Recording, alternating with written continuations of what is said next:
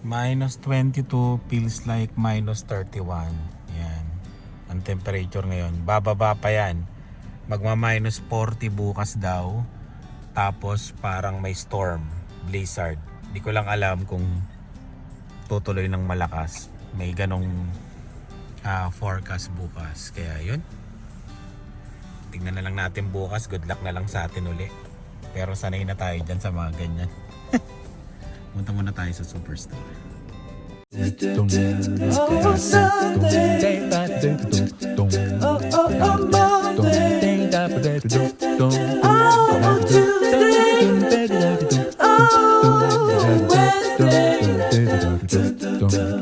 Oh, Thursday. Oh, Sunday. Oh,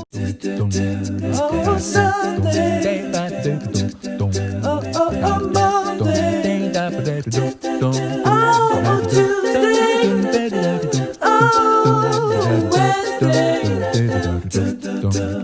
Oh, Tuesday. Basta kompleto gear ka lang pag lumabas ka ng ganyan. Tsaka yung depende talaga kung magwo-walk ka, maglalakad ka tapos ganito ang temperature. Ay siya, kapalan mo ang suot mo.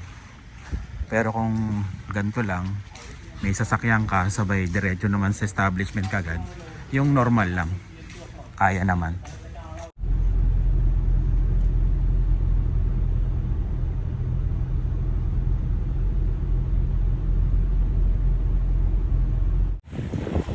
Nagsisimula na.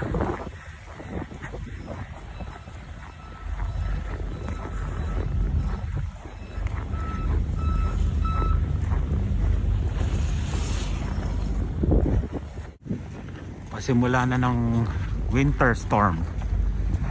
Ayun na. Hanggang hanggang mamayang gabi. Ayun wala na makita dun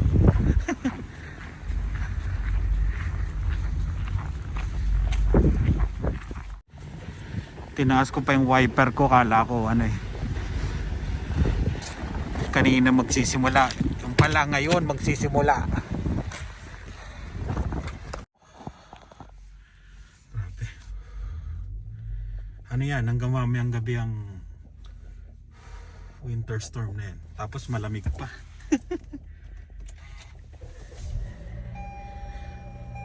Parang mag-iisip ka talagang lumipat no? Lalo na pag yung alam mo yung palagi yung nararanasan mo tapos mapupunta ka sa Vancouver, yung mga ganyan. Mag-iisip ka, hindi lang talaga hindi lang talaga mataas ang bahay doon. Yung cost of living kakayanin mo, pero yung bahay baka mahirapan kasi kami makabili ng bahay doon. Sa ibang probinsya pwede siguro, pero doon hindi kakayanin talaga. Nag-compute na kami binangga na namin lahat yung yung kikitain. Hindi kami makakabili ng bahay.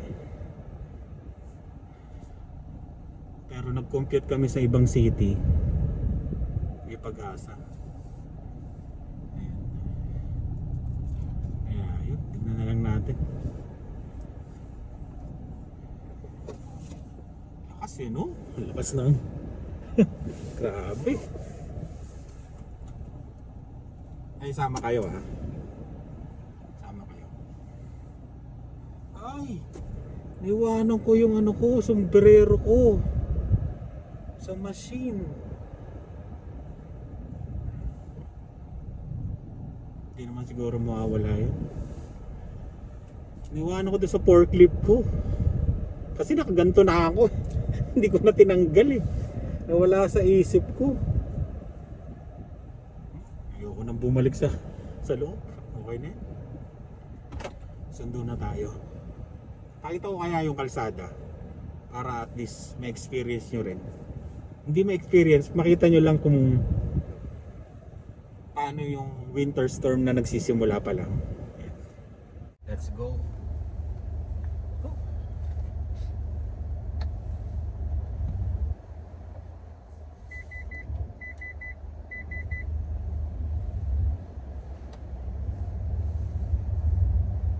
ganto tapos gabi, ito ang delikado kasi parang wala ka na talaga makikita.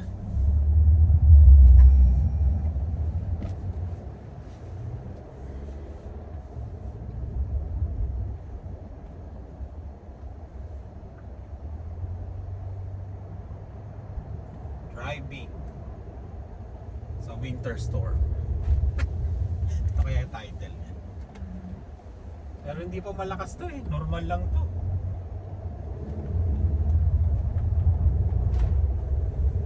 Mamaya to yung kasagsagan eh.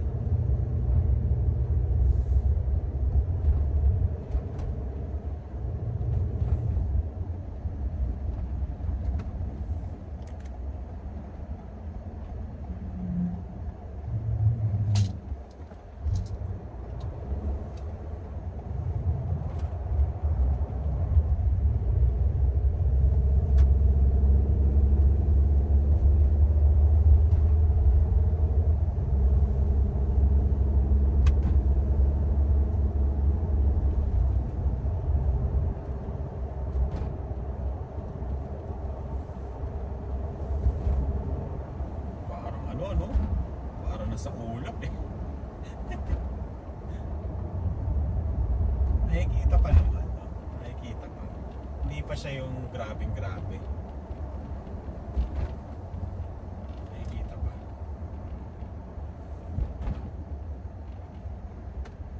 Ako. Dito na nga lang ako dadaan. Doon sana ako dadaan sa isa kanina. Dito na lang. Mahala kong kumanan eh. Pagtingin ko parang wala nang makita.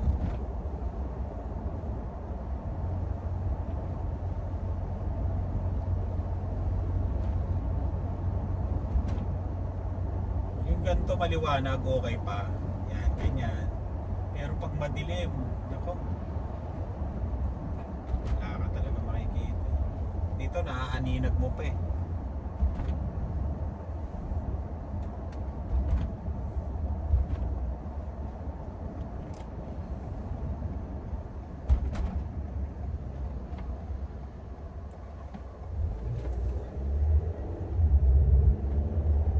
Ayan o.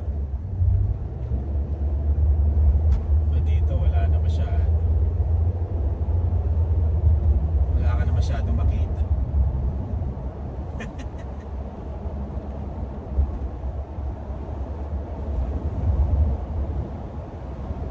Parang ano eh, no? Sa ulap ka talaga eh.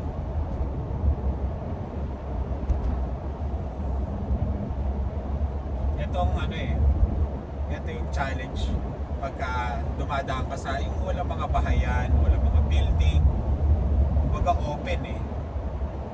Yung hangin tsaka yung snow malakas eh. Ito bus oh. May nagtanong pala dati, pagka may snowstorm ba o ganito na malakas ang snow tsaka hangin, tuloy pa ang pasok? Oo. Oo, tuloy pa oh. Tuloy pa ang pasok. May nag-comment dati. Depende na lang sa'yo kung papasok ka o hindi. Pero dito, hindi parang hindi dinideclared na walang pasok eh. Depende sa'yo kung papasok ka. Kung talagang delikado na, wala talaga. Ka nang pumasok.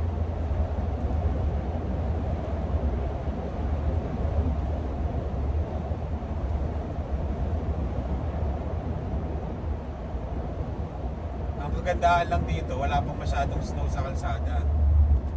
Yung mamaya nito, yung uuwi, yung papalitan namin na uuwi ng 11 PM, yun ang challenge.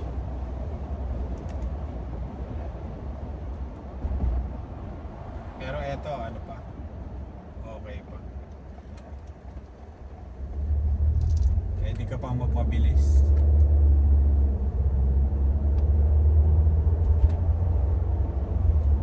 Kumbaga, kaya mo pang sundin yung speed limit na nakalagay, di ba?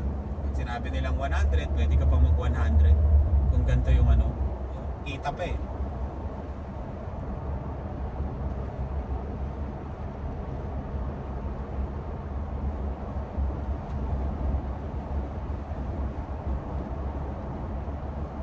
kung okay naman yung kalsada, okay naman yung daan, hindi pa naman masyadong grabe. Yun, mamaya na lang ulit. Okay naman eh. Oh. Dito na ako sa school nila Lian. Ayan.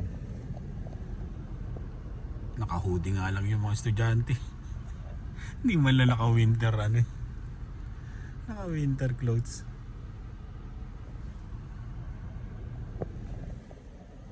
Pasimula pa lang to eh. 8 inches daw na snow. Mga ano, lagpas kalahati ng ruler. Ganon ang ilalaglag daw. Ang matindi kasi may kasamang hangin. Kaya medyo challenging.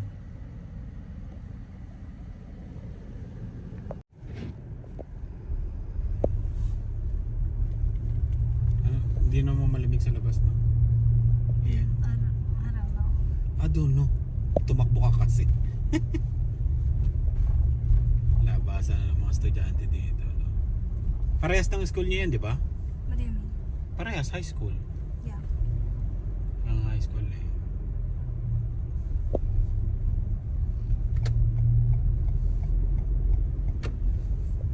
Pasimula pa lang yun. Ayan, mga bata. Normal lang, di ba? Sanay ni. Pero naka, ano yan, naka winter clothes na pangdiinan. Lakas dito, no? Napupuno. Napupuno kagad yung ano eh. Nakauwi na kaya yung dalawa?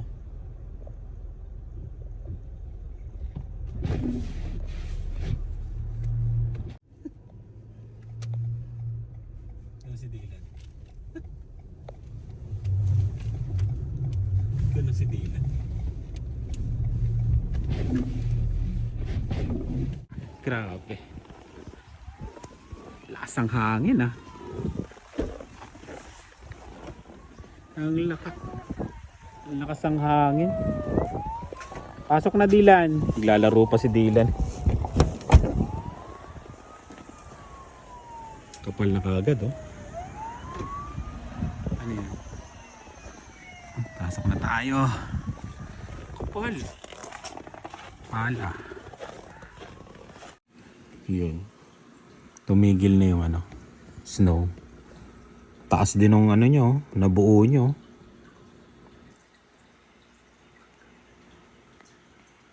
Bukas okay na yan. Wala nang snow. Makapal lang sa labas. Tapos nanonood kami eh. Tingnan nyo tong balita dito sa Regina.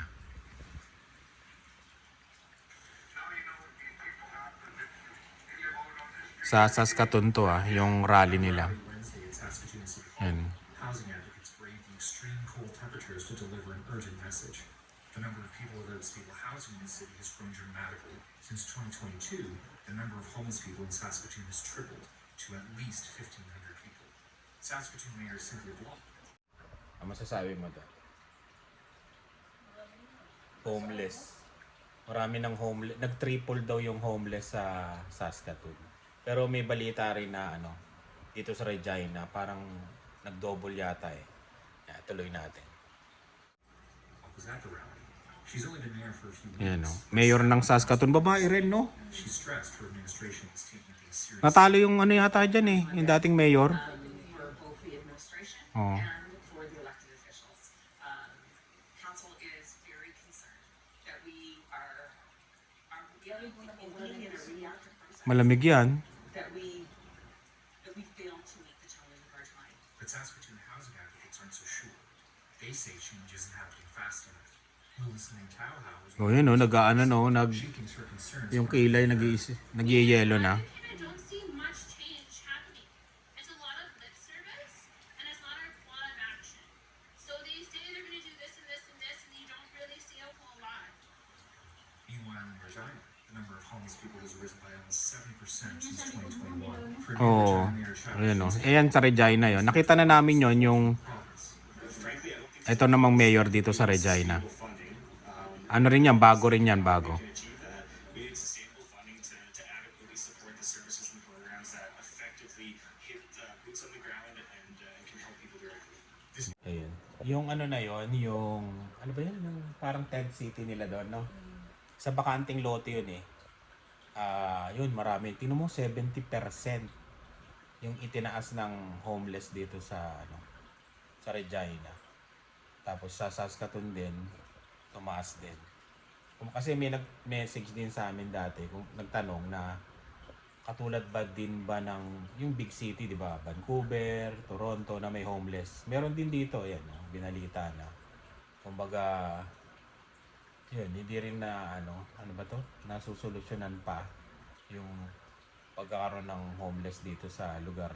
Lugar din dito sa Regina. Ayan. Meron kaya Pilipino doon? Yun ang problema. Kung may Pilipino doon. Pero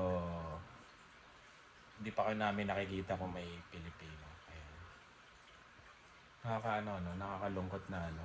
Sipin mo, nag-minus. Yan. Nag-minus 37, nag-minus 40. Nandun lang sila sa ano eh. Yung, alam niyo yung... Oo, yung tent namin na pang-camping. Ganun lang din yung ano nila, tinitirhan nila. Tapos siguro may heater lang ng konti.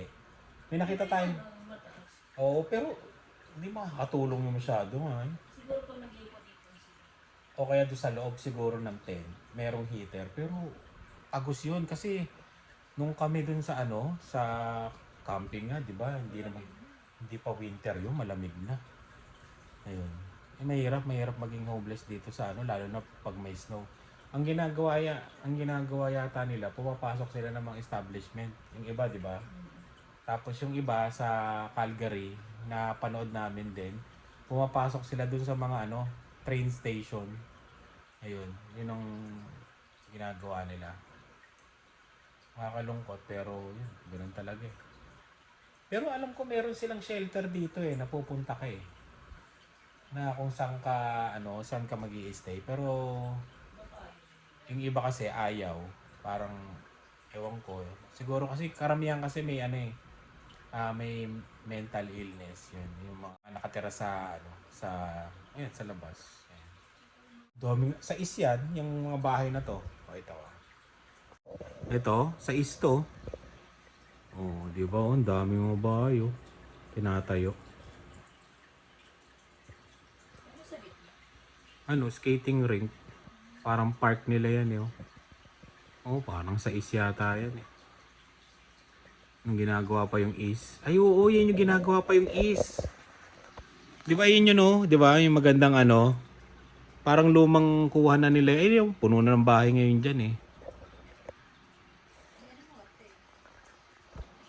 Oo, matagal na yung kuha na yan, no? Price of homes in Saskatchewan. Ayan, no? Sa is yan. Ganyan yung mga bahay dito. Tignan nyo, kahoy lang. Ayan. Isipin nyo, homeless in Regina has more than doubled since 2015. Diba?